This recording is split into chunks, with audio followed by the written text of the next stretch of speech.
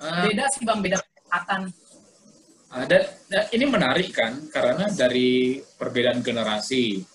Jadi, perlukah seorang konduktor untuk mengupgrade dirinya? Artinya misalnya, kalau ini aku ya, Rani, aku kan lebih senior lah darimu ya. Misalnya nih, terus aku punya pengetahuan yang dulu mungkin dikagumi. Nah, menurutku sih aku oke-oke aja. Sementara tadi dari ceritamu itu kan ternyata memiliki tantangan yang berbeda. Kalau misalnya aku untuk melatih tingkat paduan suara yang berbeda itu tadi, perlukah aku mengupgrade diriku dan bagaimana aku harus mengupgrade-nya? Uh, Sebenarnya kebutuhan untuk upgrading itu kan ini Bang, Abang mesti menyesuaikan kemana, ke area apa, ke liga apa Abang akan berkecimpung. Gitu. Maksudku gini, misalnya kalau Abang akan berkecimpung di Liga Paduan Suara Gereja gitu. Nah, pertanyaannya adalah ada spesifikasi yang harus Abang penuhi sebagai pelatih paduan suara gereja. Misalnya, pengetahuan tentang lagu-lagu himnal gereja, atau pengetahuan tentang latar belakang musik gereja, misalnya gitu ya. Jadi, misalnya secara spesifikasi masih kurang, ya upgrading dong. Banyak baca buku, tanya-tanya, atau mungkin browsing-browsing gitu, atau mungkin diskusi di grup apa komisi seni gereja, mungkin gitu tanya-tanya. Biasanya kalau masa prapaskah lagunya apa yang kayak gitu-gitu, itu kan upgrading untuk Oke. pilih mana dia akan berkecimpung. Tapi kalau misalnya dia mau independent choir gitu, dia mau membentuk independent choir yang mumpuni menjadi juara dunia.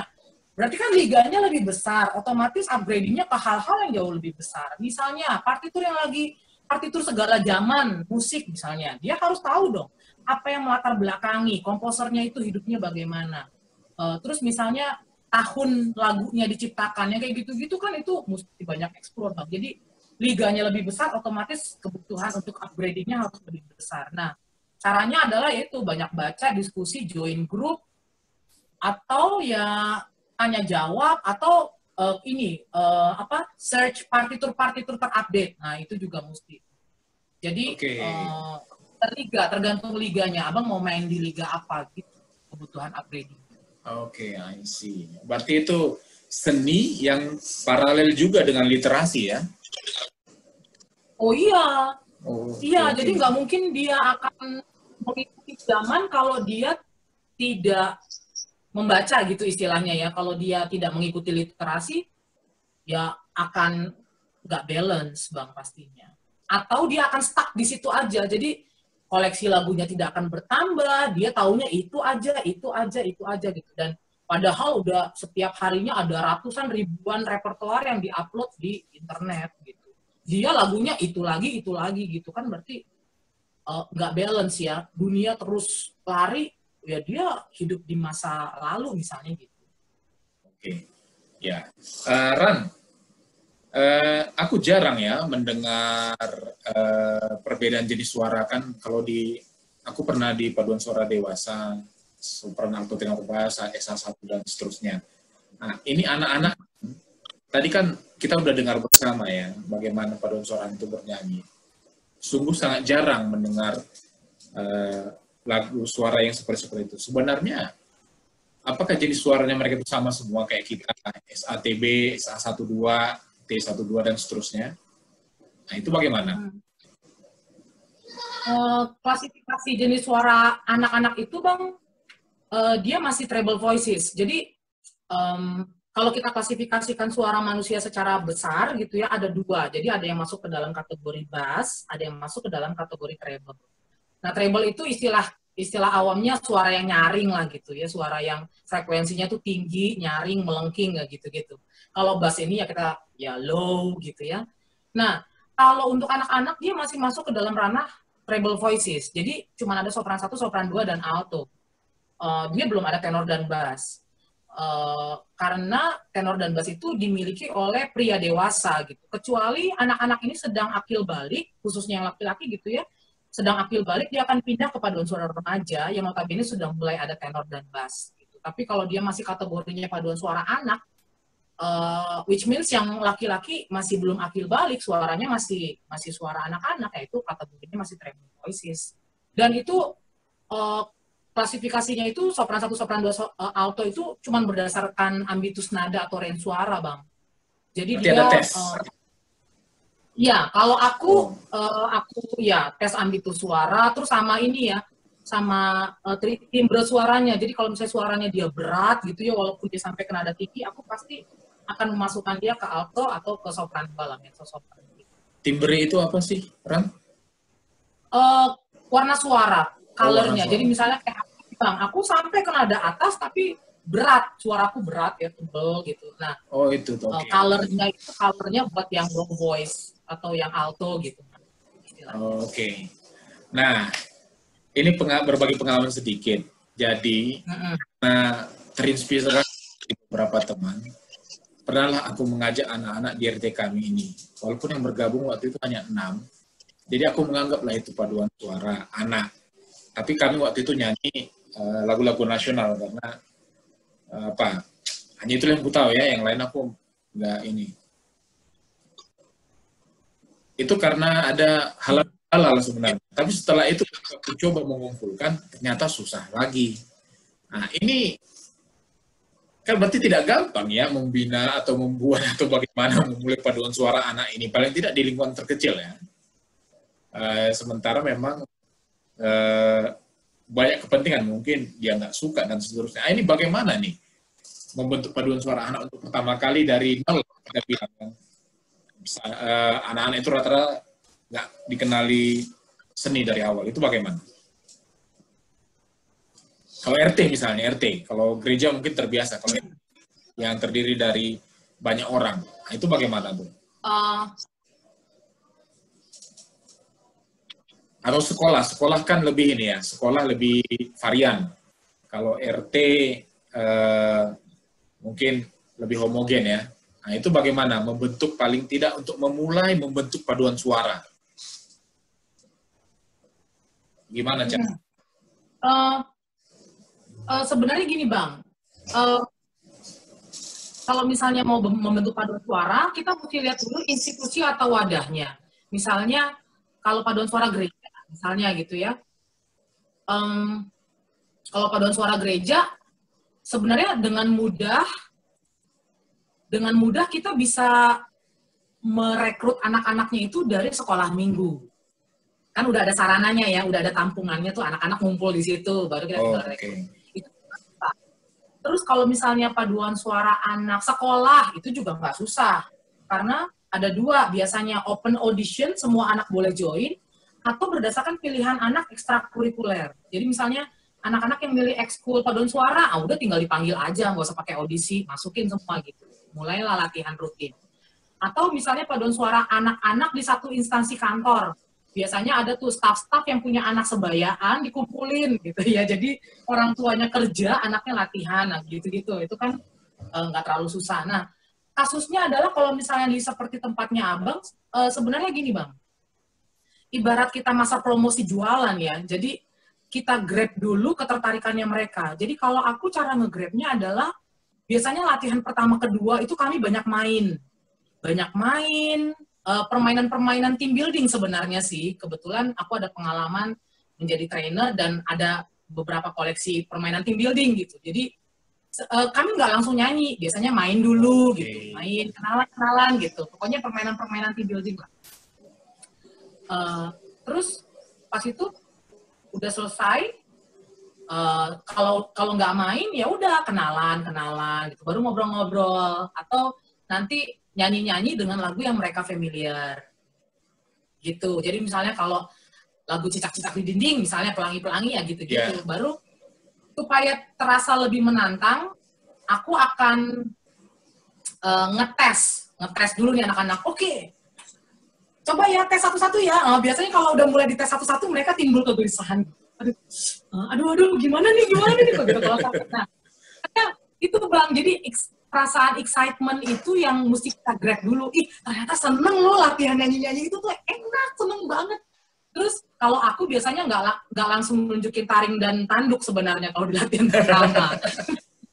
masa promosi lah kan, terus main-main, terus kasih hadiah, kasih coklat, kasih apa lah gitu. Baru misalnya main-main game gitu, tepuk-tepuk. Jadi aku ada beberapa koleksi bertepuk-tepuk tangan gitu. Nanti makin lama makin cepet gitu lah nge-grab-nya. Baru begitu udah pertemuan kedua, mulai aku ajarin satu-satu gitu ya. Satu-satu dalam artian aku mesti tahu nih, satu anak ambil tuh suaranya dari mana sampai mana. Satu anak ambil tuh suara dari mana sampai mana. Supaya aku bisa langsung klasifikasikan. Setelah itu aku suruh mereka nyanyi. Jadi aku tes mereka nyanyi, terus aku mainin. Kamu mau nyanyi lagu apa? Naik-naik ke puncak gunung. Oke, nyanyi. Terus aku modulasiin gitu ya, aku naikin adanya. Dia masih bisa ngikutin nggak? Fales nggak nyanyinya kayak gitu-gitu. Nah, baru udah latihan ketiga, keempat, ya tarik ulur lah Bang, kayak main layangan. Jadi kadang aku lucu gitu, kadang aku bikin tantangan, kadang aku kasih hadiah, kadang aku galak, udah mulai keluar taringnya gitu. Begitu kebiasaannya mulai terbentuk, jadi istilahnya mereka misalnya latihannya udah rutin setiap Sabtu sore misalnya gitu ya Bang, jam 4. Mereka pasti ngumpul gitu di rumahnya Papa Kristi untuk latihan gitu misalnya. Nah, itu anak-anak akan udah otomatis kalau udah habit, mau dia dimarahin, mau dia diusir, mau dia diapa-apain, pasti dia akan datang Sabtu jam 4 sore ke rumahnya Papa Kristi gitu. Jadi sebenarnya kerja kerasnya cuma di awal Bang, ngebentuk habitnya. Kalau udah jadi, kita malah yang dicari-cari begitu. Oke, latihan cancel hari ini, Papa Kristinya nggak bisa. Ya, aku nggak bisa sih gitu. Pengalaman aku ya Bang. Oh gitu aku nggak bisa. Terus kita ngapain dong gitu. Biasanya sih gitu anak-anak. Kalau habitnya udah kebentuk. Berarti memang harus punya kreativitas ya untuk mengembangkan, menarik minat. Ya. Oke. Jadi kayak bulan promosi gitu awal-awalnya. Seperti ya. Oke Ran, nih. Adakah itu kan tadi di awal, kemudian sudah terbentuk nih latihan lah ini ceritanya. Adakah latihan yang ideal? Mungkin ada pembelajaran apa begitu kan, kalau dulu waktu kita sekolah ada CBSA, itu yang aku ingat ya. Ada pelajaran yang lain gitu. Itu bagaimana Ran? Maksudnya latihan yang ideal? Ya, adakah sistem latihan yang dipakai, terus metode belajarnya itu bagaimana? Oh, itu, ya. Latihan yang ideal sih aku tidak bisa mengklasifikasikannya sebagai ideal ya Bang, karena mungkin beda paduan suara anak, beda tipe culture ya. Tapi yang sepengalaman aku, seperti inilah yang kulakukan dan menurutku cukup berhasil gitu. Jadi yang pertama kali, konsisten pada jadwal latihan gitu. Jadi amat sangat tidak aku sarankan kalau jadwal latihan itu berubah-berubah, jamnya ganti-ganti, harinya pindah-pindah gitu. Karena anak-anak butuh konsistensi gitu, dia butuh keteraturan. Jadi saat jamnya pindah-pindah, dia akan gitu. Jadi dia akan bingung dan iya Bang, jadi dia harus diajarkan. Misalnya gini, Sabtu jam 1 itu adalah waktu latihan paduan suara. Gitu. Jadi apapun yang terjadi harus latihan, apapun yang terjadi. Gitu. Misalnya kalau aku Bang bilangnya gini, ditambah jam latihannya boleh, diubah-ubah jangan.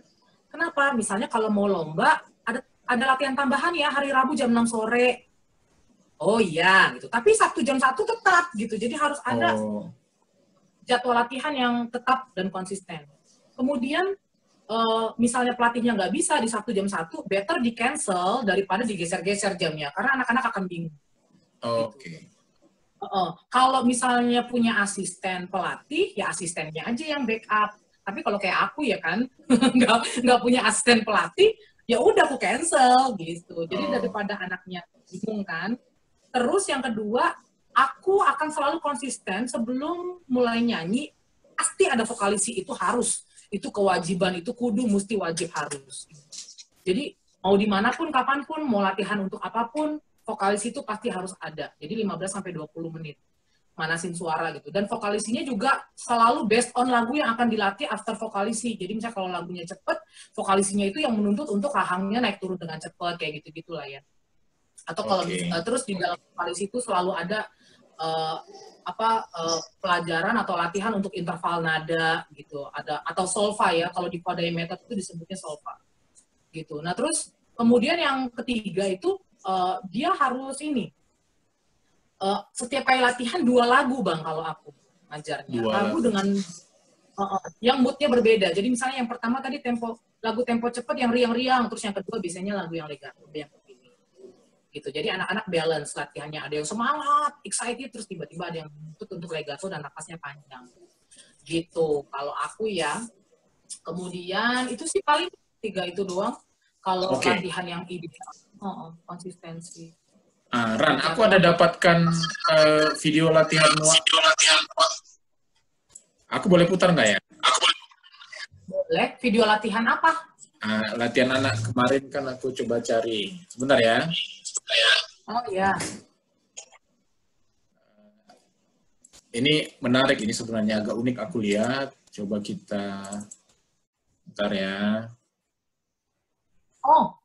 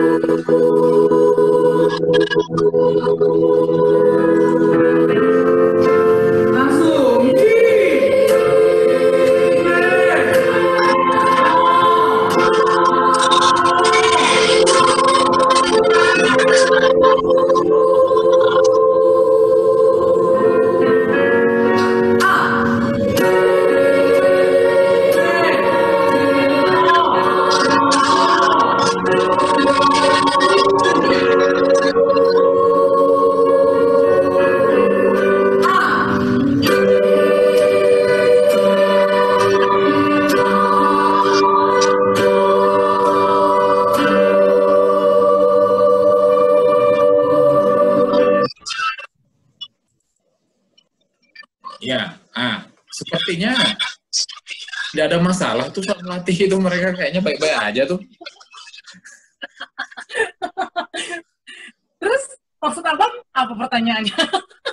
Bukan pertanyaan sih, tadi kok menggambarkan kayaknya untuk memulai melatih anak-anaknya itu sulit gitu. Ternyata ketika dilatih tuh nurut semua tuh dibilangnya. Karena itu udah ini Bang, udah repeat things to do. Jadi mereka udah tahu sebelum mulai berlatih, mereka udah menyiapkan botol minum, diisi penuh, ditaruh di bawah kursi.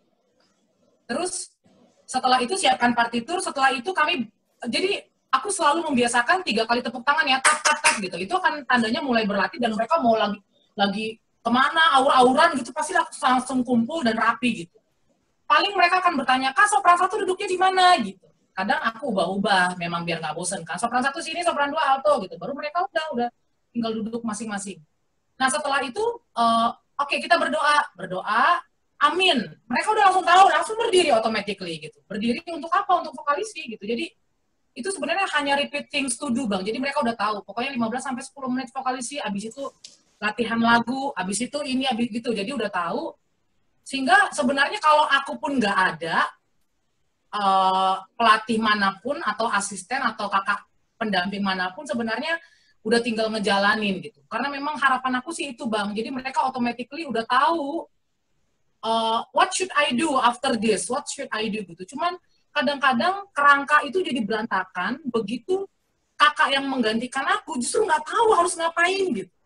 Sebenarnya justru enak kakak yang di depan, ikutin aja. Biasanya abis ini Kak Rani ngapain gini, mereka udah tahu. Abis ini biasanya Kak Rani ngapain gini, gitu. Karena makanya mereka udah tahu, jadi nggak ada yang bertanya-tanya lagi abis ini apa ya gitu. Karena udah selalu begitu Bang, berulang tiap minggu gitu. Dan ya makanya udah normal aja gitu.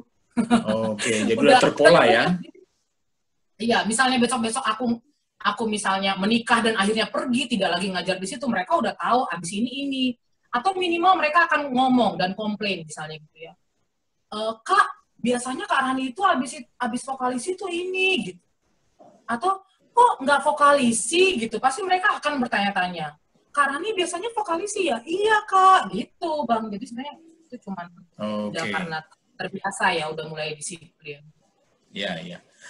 Ini mungkin yang ingin bertanya di antara kita ini, ada Bang Simon, ada Bang Novan, ada Kak Selvi. Apakah Kak Fulu mana tadi? Kak Fulu lagi nggak ada. Kalau tadi udah tanya, Bang. Kak Polo tadi tanya nih,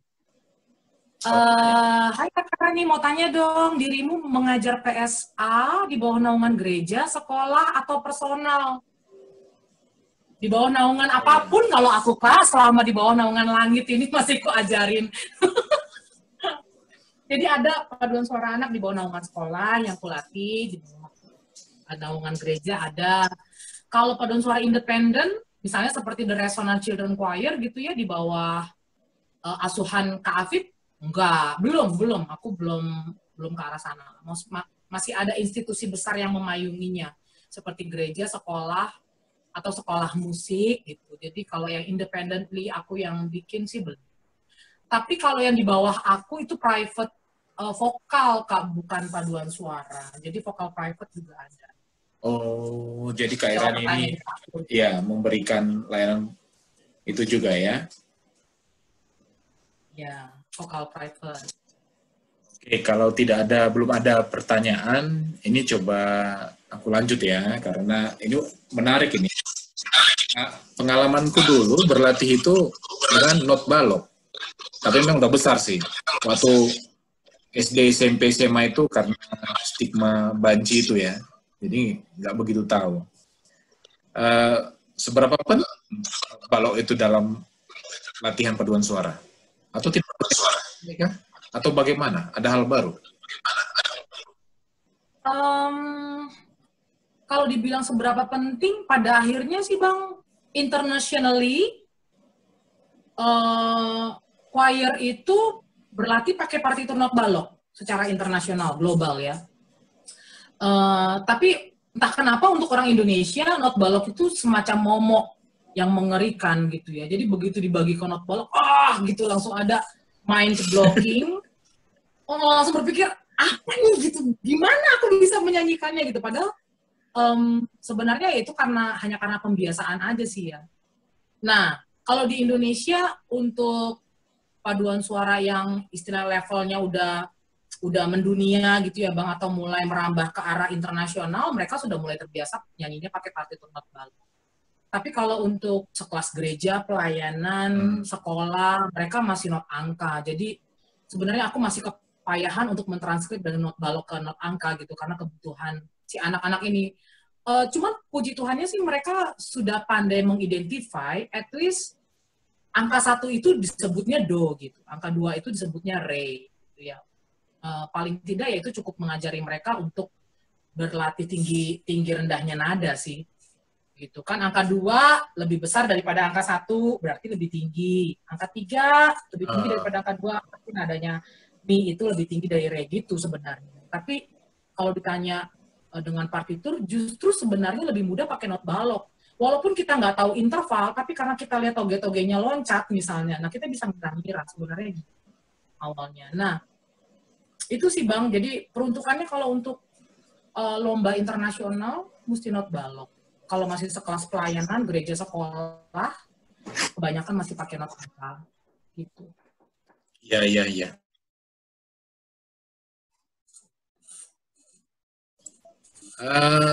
Ran, mau tanya lagi. Bagaimana dengan perubahan fase di paduan suara anak? Bisa jelaskan sedikit? Kan ada anak naik kelas SMP, terus naik kelas lagi ke SMA. Itu kan pusing ya. Itu bagaimana? Betul. Perubahan fase di anak-anak itu terjadi sangat cepat dan tak terhindarkan, Bang, sebenarnya. Jadi mau di paduan suara anak manapun, dia dinamikanya akan sangat cepat gitu. Karena anak-anak kan tumbuhnya cepat ya. Jadi pada akhirnya sih semua pelatih paduan suara anak itu punya kecenderungan untuk pasrah. Ya, maksudnya gini, setelah 2-3 tahun dia mendapatkan batch anak-anak dengan suara yang merdu misalnya, terus dia dengan mudah mengolahnya, tiba-tiba 2-3 tahun berikutnya dia kedapatan atau kelimpahan anak-anak yang fales-fales misalnya. Ya itu memang tak terhindarkan gitu Bang, itu tak terelakkan di paduan suara anak manapun gitu. Jadi ya memang tantangannya di situ letaknya gitu, tantangan terbesar di situ, akan selalu berganti dengan cepat anaknya. Bahkan seperti The Rational Children Choir yang sudah juara dunia, itu pun cepet banget gitu pergantian anaknya. Sekarang anak-anaknya yang dulu juara dunia di Italia, sampai di Amerika segala, di Eropa itu, mereka sekarang sudah beranjak remaja dan pemuda gitu. Jadi memang itu tak terhindarkan ya, disitulah tantangannya. Terus kesulitannya itu ya paling mengakali supaya bagaimana saat kita kedapatan batch yang anak fals-fals ini, tapi punya keinginan kuat untuk berlatih dan kita fasilitasi mereka supaya mereka bisa lebih baik gitu. Nah paling pelatihnya mesti muter otak sih Bang kalau kayak gitu. Kalau aku siapkan wadah, aku buatkan mereka ensemble alat musik. Jadi harapannya sih supaya mereka lebih baik dari segi intonasi nada gitu ya. Kadang banyak anak-anak yang tidak menyadari bahwa mereka itu fals gitu. Mereka pikir sih fine-fine aja. Nyanyi Waduh. cicak di dinding so mi fa so, mereka nyanyinya cicak di dinding gitu, mereka nggak menyadari, menurut mereka sih benar-benar aja. Jadi ya mesti disadari dengan mereka bermain instrumen alat musik yang apa istilahnya, yang nadanya tepat dan telinga mereka mendengar dari musik yang mereka ciptakan. Misalnya mereka main pianika gitu ya, kan usaha yang mereka berikan kan hanya tiup dan pencet, ya kan Bang. Tapi telinga mereka terangsang untuk mendengarkan bunyi itu gitu. Jadi, oh ternyata kalau nafas aku begini, dia nadanya jadi naik gitu. Nah kayak gitu-gitu Bang. Karena untuk memberikan kesadaran penuh ke anak-anak yang fals gitu. Karena mereka mungkin tidak menyadari bahwa mereka fals gitu. Ada anak-anak yang kayak gitu sih. Tone deaf kalau kata orang sih. Oh, Gitu. itu pengalaman ya, Ran ya? Itu pengalaman ya? Iya Bang. Bukan nyindir aku kan? Enggak lah. emang abang merasa fals dan merasa tersindir? Aku nggak ada sebut nama loh. Enggak, iya. Kayaknya perasaan beberapa pengalaman sudah orang yang mengatakan seperti itu. Dan memang aku menerima dengan tabah sih. Enggak lah Bang, karena kasus itu akan selalu ada. Oh, selalu ada. Jadi hal-hal seperti itu pun bisa lah, normalnya itu. Oke, nah ini nih. Dari misalnya anggota paduan suara anak 20 atau 30 orang. Berapa persen yang ada dulu istilahnya, aku lupa apa istilahnya itu, yang udah jago kali lah dia. Jadi dia lebih sering diandalkan. Biasanya pengalamanmu dari 20-30 orang ini, ada berapa persen lah dari mereka itu ya yang sudah spesial, gifted lah itu?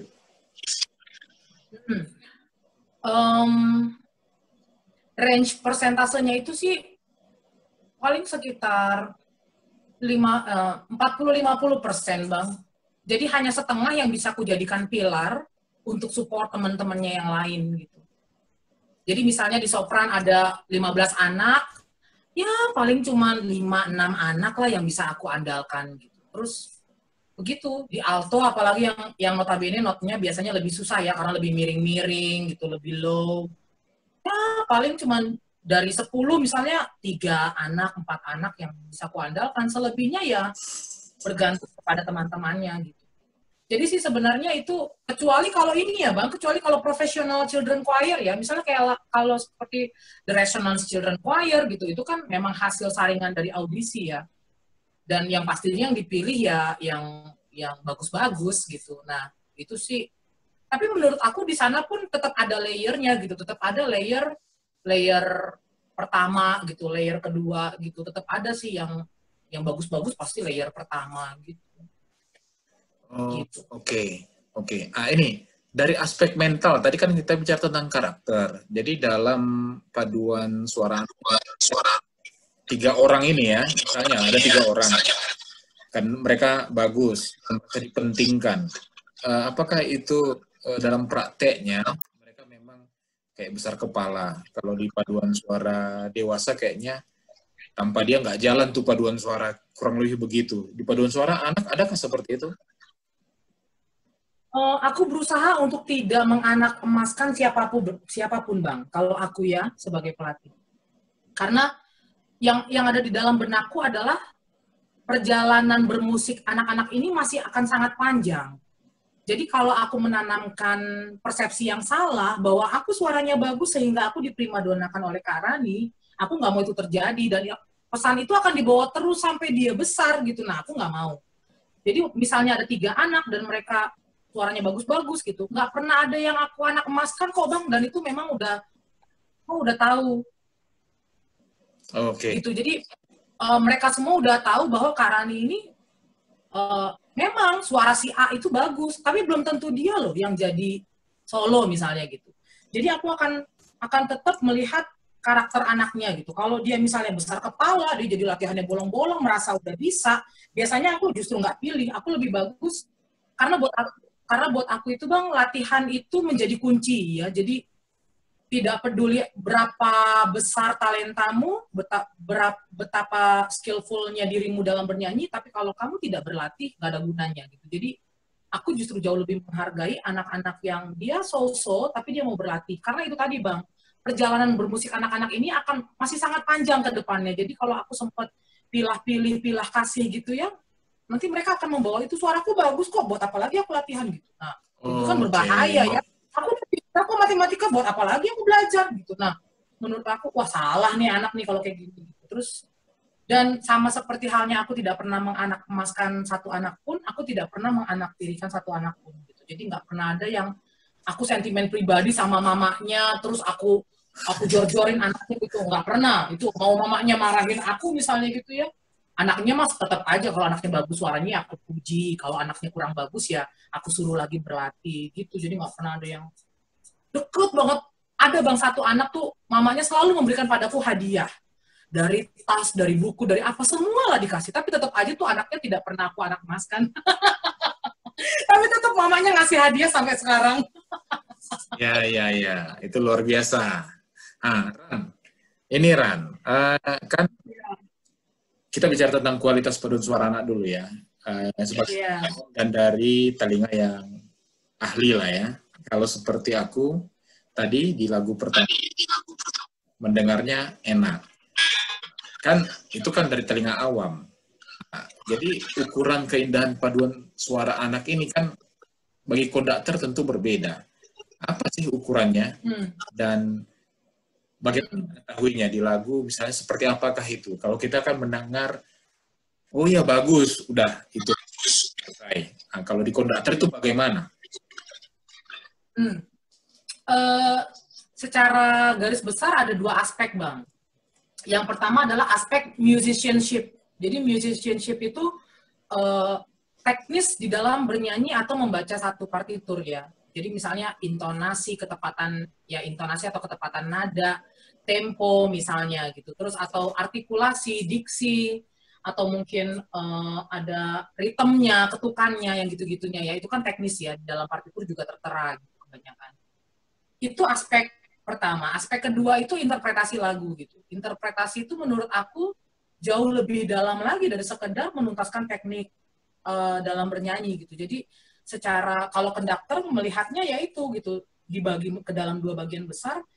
Sebelum dia mencapai fase penguasaan interpretasi, dia harus lebih dahulu menaklukkan yang ini secara teknis bernyanyi berdasarkan partitur.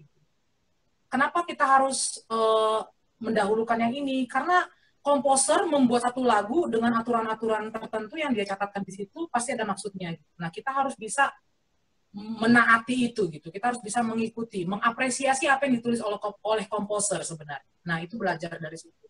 Kemudian berangkat dari situ kalau sudah semakin mahir, sudah dia kuasai secara teknik, baru dia mulai beranjak ke arah interpretasi. Interpretasi itu lebih jauh lagi adalah bagaimana lagu tersebut menyentuh hati pendengarnya. Nah, itu kan itu satu hal yang butuh apa ya istilahnya ya Bang, divine perspektif ya, atau divine unsur-unsur divine gitu ya. Jadi ada unsur-unsur di atas dari sekedar kertas partitur yang harus dicapai oleh anak-anak itu. Saat dia bercerita, saat dia bernyanyi, membuat imajinasi pendengarnya membayangkan tentang lagu yang sedang dia bawakan gitu, menjiwai lagu itu sampai jiwa lagunya sendiri keluar gitu. Nah itu kan susah ya Bang, itu susah banget gitu. Kadang aja orang dewasa nggak berhasil gitu kan. Jadi sebagai konduktor melihatnya itu gitu. Pencapaian tertinggi adalah saat lagu itu interpretasinya bisa menyentuh hati orang banyak sesuai dengan untuk apa lagu itu diciptakan gitu. Nah kemudian kalau dibilang keindahan bunyinya harus kayak apa? Intinya naturally singing, Bang. Karena nyanyi itu ada yang tidak natural. Terus nyanyi itu pun ada yang tidak sehat. Karena salah ya, strain di mana-mana ininya gitu menjerit, apalagi anak-anak cowok gitu. Nah, itu nggak boleh ada gitu. Jadi natural singing itu mencakup ke dalam keindahan lagu, kemudian tidak menjerit. Kalaupun ada shouting di dalam partiturnya itu ya shout yang indah gitu. Jadi misalnya di lagu apa? Yang Korambe Yamko misalnya. Hey, yang Korambe Yamko gitu ya, ada hey gitu kan, ada shouting, tapi ya shouting yang indah gitu. Nggak boleh begitu kan. Jadi tetap ada keindahannya gitu. Harus dirasain gitu, karena butuh jiwa ya untuk merasakan itu. Jadi kalau ditanya ukuran keindahan suara, ya itu tidak menjerit, terus tidak berteriak gitu, tidak kasar, tetap indah gitu sih. Jadi kadang Bang, aku sebagai koreksi gini, aku rekam suara anak-anak muridku nyanyi, oke kita rekam dulu yuk, nyanyi naik delman pada hari Minggu gitu ya, kita rekam. Baru kita pasang ke speaker yang gede, terus kita dengar bareng-bareng. Terus aku tanya, menurut kalian udah enak? Enggak kok, nggak enak gitu. Salahnya di mana? Di sini Kak, nggak kompak masuknya, nafasnya kepotong kata-kata ini gitu. Jadi mereka akan mendengar dan mengoreksi sendiri. Oh ya udah bagus, lakukan yang harusnya benar, yang harusnya indah itu seperti apa gitu. Kan soalnya anak-anak zaman sekarang nggak bisa dicekokin kan Bang, dia harus bisa menemukan alasan gitu. Jadi kadang kalau aku bilang belum bagus, kenapa? Kayaknya udah bagus, begitu direkam ketahuan langsung borok-borok suaranya gitu. Nah, kan apa Kak Rani bilang belum enak, ayo ulang lagi gitu jadinya.